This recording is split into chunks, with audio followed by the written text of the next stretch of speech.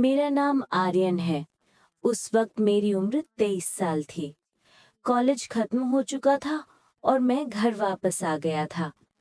पापा फॉरेन में जॉब करते थे, साल में एक बार आते थे। घर में सिर्फ मैं और मेरी माँ सुनीता रहते थे। माँ की उम्र 42 साल थी, लेकिन लगती सिर्फ 32-33 की थी।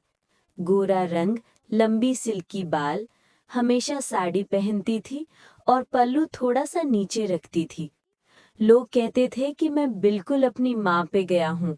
आंखें, नाक, होंठ सब कुछ सेम। एक दिन बारिश बहुत तेज थी।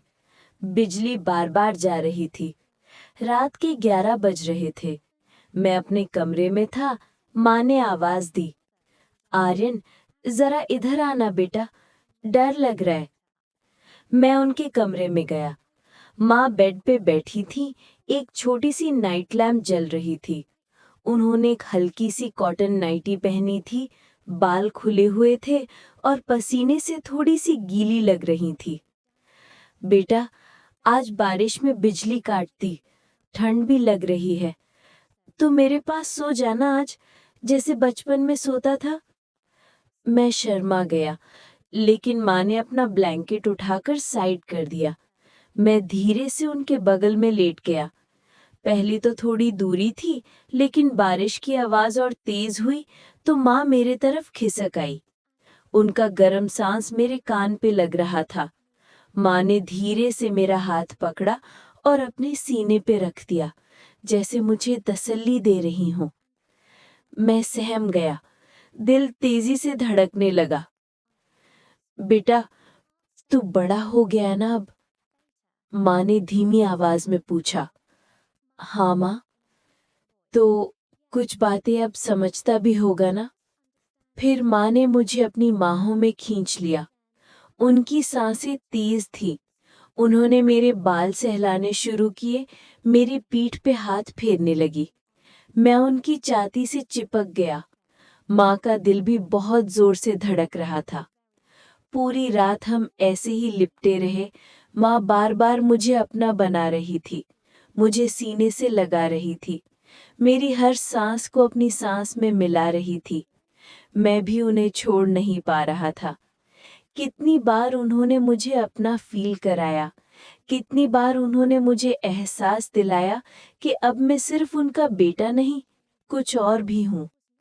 माँ बार बार मेरे कान में धीमे से कहती रही, बेटा, जो हम दोनों के बीच है वो हमेशा हमारे बीच ही रहेगा। किसी को बताने की जरूरत नहीं। सुबह जब आंख खुली तो माँ मेरे ऊपर ब्लैंकेट डाल के खुद मेरे सीने पे सर रख के सोई थी। उनका पल्लू, मतलब नाइटी का गला, थोड़ा सा नीचे सरक गया था। मैं उनके बाल सहला रहा था।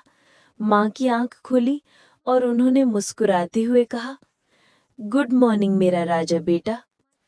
फिर चाय बनाते हुए माँ ने पीछे से मुझे गले लगा लिया और कान में धीमे से कहा, आज से हर रात तू मेरे कमरे में सोएगा, समझा? मैं सिर्फ सर हिला दिया। माँ ने मेरी कमर पे हाथ रख के जोर से दबाया और मुस्कुराई। अब हर रात हम दोनों एक ही ब्लैंकेट में सोते हैं।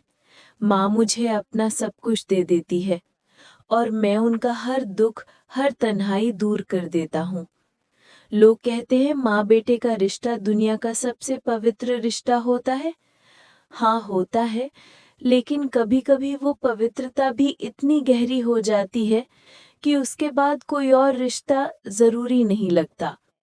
बस इतना याद रखना, कुछ बातें घर की दीवारों के अंदर ही रहनी चाहिए। बहुत गहरी बातें, बहुत खास बातें, सिर्फ माँ और बेटे के बीच।